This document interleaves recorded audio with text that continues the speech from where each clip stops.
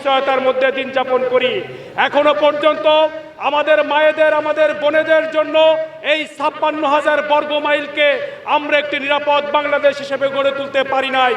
আমরা বলতে চাই 54 বছর পরে এসেও আজকে বাংলাদেশের এই মৌলিক অধিকার, মানুষের ন্যায্য দাবির জন্য মানুষকে হন্যে হয়ে ঘুরে বেড়াতে হচ্ছে। আজকে আমরা বলতে চাই 16ই ডিসেম্বর যে স্বাধীনতা অর্জন করেছিলাম, সেই স্বাধীনতার চেতনা ছিল, কামনা ছিল একটি বৈষম্যহীন বাংলাদেশ গড়ে উঠবে। প্রত্যেকটি মানুষ তার যোগ্যতা অনুযায়ী, মেধা অনুযায়ী তার চাকরির ক্ষেত্র খুঁজে পাবে, প্রত্যেকটি মানুষ তার মুখের খাবার খুঁজে পাবে, প্রত্যেকটি মানুষ তার বস্ত্র পরিধান করার সুযোগ পাবে, প্রত্যেকটি মানুষ তার মাথা গোজার ঠাঁই খুঁজে পাবে। কিন্তু দুর্ভাগ্য হলেও সত্য, এই বাংলাদেশের 54 বছরে বিভিন্ন শাসকের পরিবর্তন হয়েছে, বিভিন্ন শোষকের পরিবর্তন হয়েছে, রাজনৈতিক দলের পরিবর্তন হয়েছে, কিন্তু আমার এই খেটে খাওয়া মানুষের, এই সাধারণ মানুষের এই মৌলিক অধিকার এবং ন্যায্য অধিকারগুলোকে জনগণের কাছে আজ পর্যন্ত কোনো শাসক ফিরিয়ে দিতে পারে নাই। এজন্য সংগ্রামী ভাই এবং বন্ধুরা, আজকে দেশের মানুষের ভিতরে চেতনা জাগ্রত হয়েছে। তারা এ পর্যন্ত চেতনার বড়ি বিক্রি করে করে তারা তাদের শাসনকে পাকাপোক্ত করেছে। জামাত ইসলামী সহ দেশপ্রেমিক নাগরিকদেরকে ট্যাগ লাগিয়ে তাদেরকে আইসোলেটেড করে রাখা হয়েছে। আমরা দেখেছি এই বাংলাদেশের প্রত্যেকটি গণ আন্দোলনে, মানুষের অধিকার আন্দোলনে, মানুষের ন্যায্য দাবির সাথে সবার আগে বাংলাদেশ জামাত ইসলামী সহ দেশপ্রেমিক নাগরিকরা এগিয়ে এসেছে।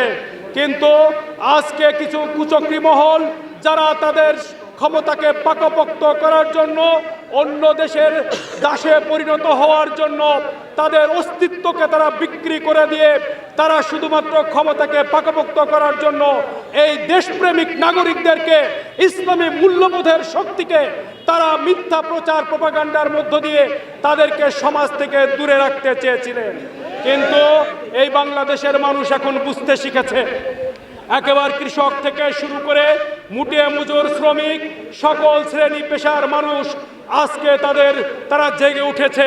তাদের একটি বক্তব্য, সকল দলকেই দেখেছি, সকল শাসককেই দেখেছি, যারা আমাদের ভাগ্যের পরিবর্তনের কথা বলে তারা শুধুমাত্র এই 54 বছরে নিজেদের ভাগ্যের পরিবর্তন করেছে, তাদের আহাল বর্গের ভাগ্যের পরিবর্তন করেছে, কিন্তু এই বাংলাদেশের মানুষে, খেটে খাওয়া মানুষে কোনো ভাগ্যের পরিবর্তন তারা করে নাই।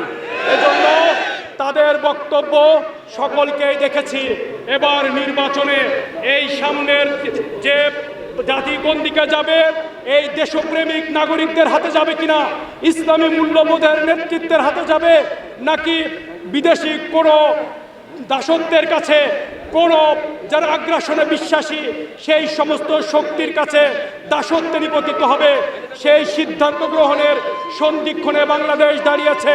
সেই দাঁড়ানোর জায়গা থেকে আমরা বলতে চাই, সম্মানিত দেশবাসী, সম্মানিত আলমডাঙ্গাবাসী, সম্মানিত চুয়াডাঙ্গাবাসী, আসুন আমরা আমাদের নিজেদের অধিকার আদায়ের জন্য, আমাদের মৌলিক অধিকার আদায়ের জন্য, আমাদের সন্তানদের জন্য একটি নিরাপদ বাংলাদেশ গড়ে তোলার জন্য, আমার ব্যবসায়ী বন্ধুদের জন্য একটি ব্যবসা বান্ধব পরিবেশ গড়ে তোলার জন্য, প্রত্যেকটি নাগরিকের জীবনের এবং সম্মানের, সম্পদের নিরাপত্তা নিশ্চিত করার জন্য আগামীর নির্বাচনে আমরা দেশপ্রেমিক, ইসলাম প্রেমিক, আল্লাহর কাছে জবাবদিহিতা সম্পন্ন এবং বিদেশিদের কাছে যারা মাথা নত করতে জানে না সেই নেতৃত্বের কাছে এই বাংলাদেশকেও তুলে দিই এবং আমরা দেশের প্রকৃত মালিকানা বুঝে নিই। সম্মানিত এলাকাবাসী, সম্মানিত ভাই এবং বন্ধুরা, আজকের এই মহান বিজয় দিবস থেকে আমরা এই প্রত্যয় নিয়ে যেতে চাই, দেশের মানুষের স্বাধীনতা, সার্বভৌমত্ব মানুষের কাছে পৌঁছে দেওয়ার জন্য আমরা স্লোগান তুলি, no east, no west, Islam is the best.